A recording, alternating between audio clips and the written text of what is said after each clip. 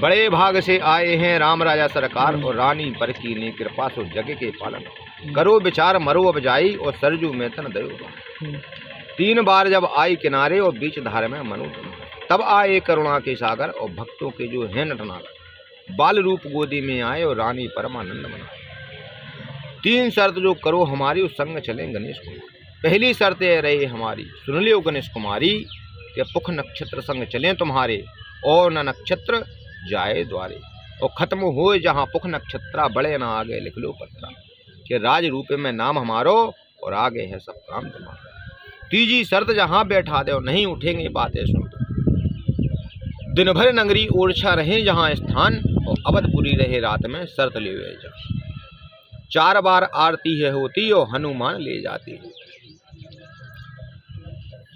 ओरछा नगरी परम पावन भूमि में यहाँ के साधारण से साधारण राम, मैं बेतवा नदी से मोनू पंडा ओरछा के चरित्र के बारे में आप लोगों से कहना चाहता हूँ, उसको ध्यानचित होकर के श्रवण करें। ओरछा नगरी में कई राजाओं ने राज्य किया, जिसमें से मधुकुर साय का नाम सबसे प्रथम रहा और उनकी अर्धांगिनी का नाम था कुंवर गणेशी बाई। राजा जो मधुकुर साय जो थे वो कृष्ण उपासक थे और उनकी पत्नी राम उपासक थी। जहाँ राम जी बैठे हुए हैं रानी की रसोई में, तो राजा और रानी आपस में चर्चा कर रहे हैं। रानी राजा को भोजन करा रही हैं और राजा बोले रानी से, रानी आप हमारे साथ में वृंदावन चलिए। तो रानी ने मना कर दिया और कहने लगे, महाराज और राम जन्म पे हम अयोध्या जाएंगे और अयोध्या जाकर के भगवान राम जी को यहीं ओरछा लेके आएंगे।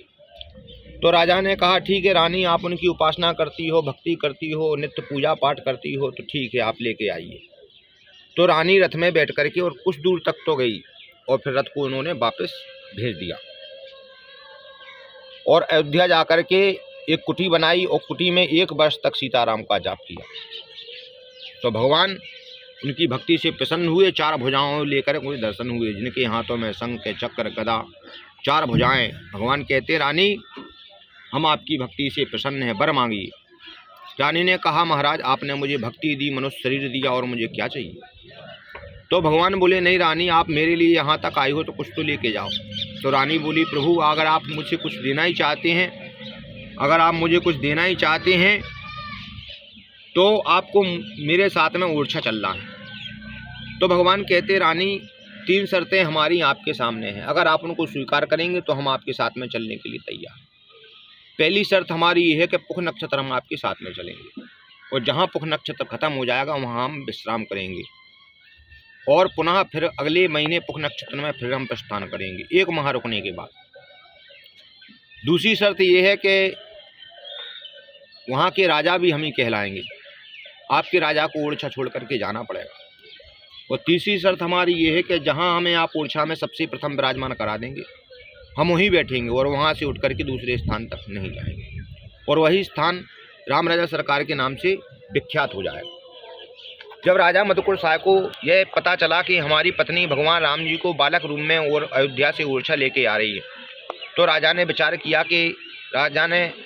किया कि एक ऐसा मंदिर का निर्माण करवाया जाए जहां हम अपने महल से खाते पीते उठते बैठते राम जी के दर्शन करें। संवत 1631 में भगवान अयोध्या से ओरछा आए तो रानी ने उनको कहा कि भूख लग रही है, तो वो अपनी रसोई में ले गई और उनको सिंहासन पर बैठा करके उनको भोजन कराया। और जब चतुर्भुज मंदिर आप जब देखेंगे प्रांगण परिसर के ठीक रसोई घर के बगल में जो 4 भुजाएं हैं, चतुर्भुज मंदिर है, वो राम जी के लिए बनवाया गया था। तो जब मंदिर तैयार हुआ तो रानी बोली, चलिए महाराज अब आपका मंदिर तैयार है, आपको वहाँ पे बैठना है। तो राम राजा बोले कि रानी हमने आपसे तीसरी शर्त में क्या कहा था कि जहाँ हम एक बार बैठ जाएंगे हम वहीं बैठेंगे और वहाँ से उठ करके और दूसरे स्थान तक नहीं जाएंगे।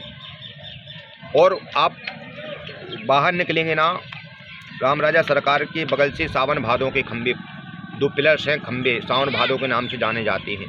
जब सावन भादों के जब महीने आते थे तो दोनों आपस में गले मिल जाते थे।